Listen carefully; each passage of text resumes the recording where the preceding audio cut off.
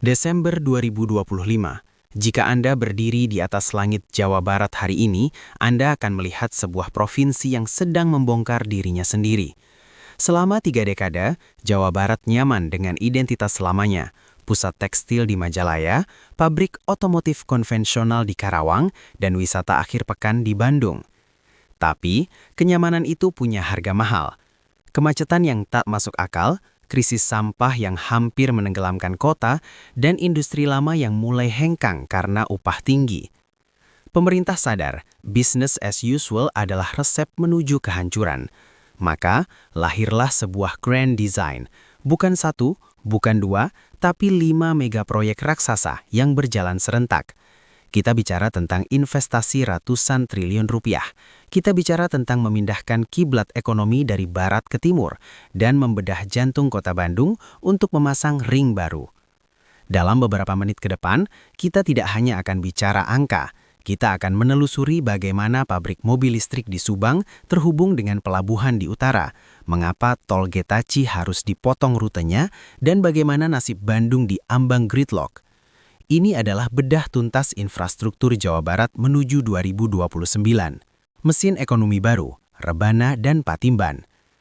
Mari kita mulai dari tempat di mana uang berputar paling kencang saat ini, kawasan timur. Selamat datang di Metropolitan Rebana.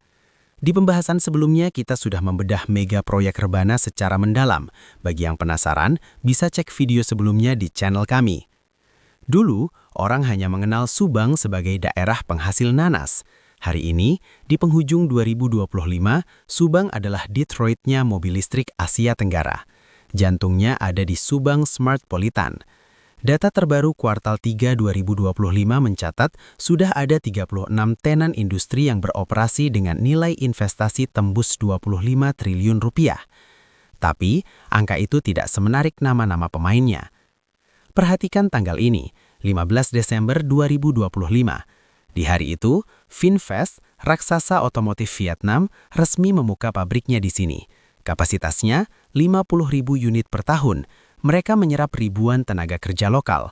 Belum cukup, lihat lahan seluas 108 hektare di sebelahnya. Itu milik BYD. Raja kendaraan listrik dari Tiongkok ini tidak main-main.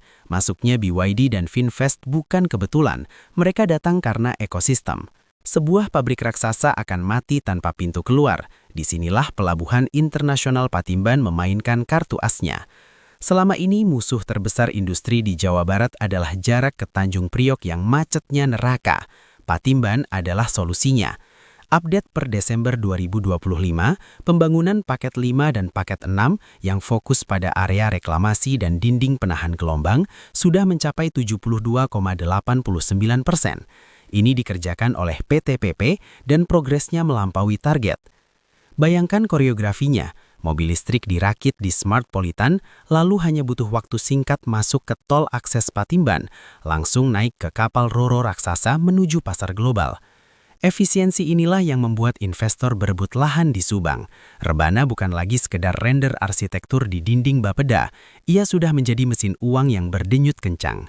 Mimpi selatan yang tertunda, tol Getaci.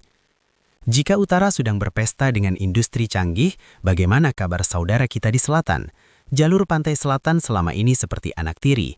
Jawabannya selalu satu nama, tol Getaci, Gede Bage, Tasikmalaya, Cilacap.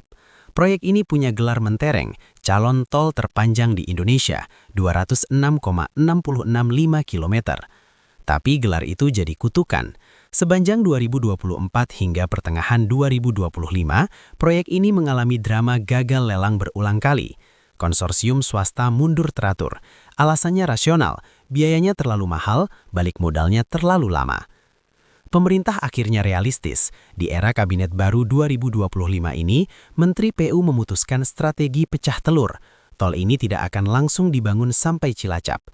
Fokus mati-matian 2025-2026 adalah segmen Gede Bage hingga Ciamis, sekitar 108 km.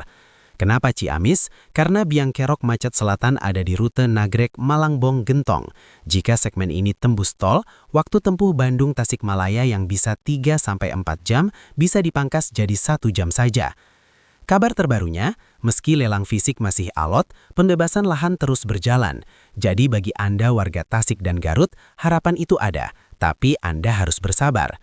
Tahun 2026 akan jadi tahun penuh debu konstruksi, tapi ini adalah sakit yang harus dialami untuk sembuh dari isolasi ekonomi. Operasi Jantung Kota, BRT, dan BUITR. Kita kembali ke ibu kota provinsi, Bandung, kota yang dicintai karena udaranya, dulu, tapi kini kesal karena macetnya. Bandung sedang sakit keras, rasio jalan dan kendaraan sudah tidak seimbang. Di tahun 2025 ini, pemerintah melakukan operasi bypass ganda. Pertama, solusi untuk rakyat banyak, BRT Bandung Raya. Ini bukan sekedar ganti casing angkot, ini sistem. Didanai Bank Dunia senilai 1,3 triliun rupiah, proyek ini mentransformasi total wajah transportasi. Lihatlah di jalanan utama Bandung hari ini, Desember 2025. Anda akan melihat 25 halte tematik baru yang sedang dibangun. Desainnya modern, tidak kumuh, dan terintegrasi. Tahun 2025 adalah tahap 1, targetnya 21 koridor yang menghubungkan Cimahi, Bandung hingga Sumedang. Tantangannya adalah mengatur seratusan rute angkot agar mau jadi feeder, bukan pesaing. Ini pekerjaan sosial yang rumit. Tapi BRT saja tidak cukup. Disinilah solusi kedua masuk, BUITR. Proyek yang sudah tidur 17 tahun ini dibangunkan kembali oleh Presiden Prabowo. Desember 2025 ini menjadi saksi sejarah.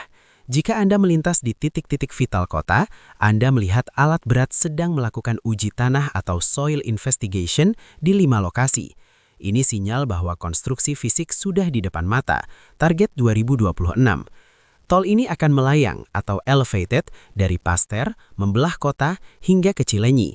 Debatnya sengit, apakah tol dalam kota justru menambah macet?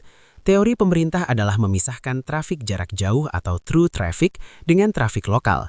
Satu hal yang pasti, tahun 2027-2028, warga Bandung harus siap dengan kemacetan konstruksi yang parah, demi harapannya kelancaran di 2029. Bom waktu lingkungan, legok nangka. Infrastruktur bukan cuma soal jalan dan pabrik, ada satu proyek yang paling tidak seksi, tapi paling krusial. Jika proyek ini gagal, Bandung Raya akan tenggelam dalam sampah. Namanya TPPAS Legok Nangka. Kita semua ingat tragedi kebakaran dan longsor Sarimukti. Kapasitas Sarimukti sudah habis, ia dipaksa tetap buka dengan napas buatan. Legok nangka adalah jawaban pamungkas dengan teknologi waste to energy. Sampah tidak ditumpuk, tapi dibakar dengan teknologi Jepang, Sumitomo Hitachi Zosen, untuk jadi listrik 18 MW. Di mana posisi kita sekarang? Desember 2025 adalah bulan penentuan untuk financial close, artinya memastikan semua uangnya siap. Januari 2026, konstruksi fisik mulai. Ini adalah balapan melawan waktu yang sangat menegangkan. Sarimukti diprediksi hanya sanggup bertahan sampai 2027-2028 dengan segala rekayasa teknik. Legok nangka harus jadi di 2028. Jika konstruksi legok nangka molor lagi, kita tidak punya plan B. Ini adalah pertaruhan sanitasi terbesar bagi 5 wilayah di Bandung Raya. Kesimpulan dan outro. 5 proyek, 5 pertaruhan besar. Dari Rebana di timur yang menjanjikan lompatan ekonomi, Getachi di selatan yang merajut konektivitas, hingga pertarungan hidup mati melawan macet dan sampah di Bandung Raya. Jawa Barat di akhir 2025 ini tidak baik-baik saja. Ia sedang dalam ruang operasi, sibuk, berantakan, bising dan penuh debu. Tahun 2026 hingga 2028 akan menjadi tahun-tahun yang berat bagi warga karena masifnya konstruksi di mana-mana. Namun, blueprint ini menawarkan cahaya di ujung terowongan. Jika, dan hanya jika, 5 proyek ini tereksekusi tanpa korupsi dan penundaan, Jawa Barat di tahun 2029 akan lahir kembali sebagai provinsi dengan infrastruktur paling modern dan ekosistem industri paling maju di Indonesia. Kita akan terus mengawasi, karena setiap rupiah dalam beton-beton itu adalah masa depan kita. Selamat bagi yang sudah menyimak, like jika suka, komen sesuka hati, dan share dengan rasa bangga dan kepedulian. And see you.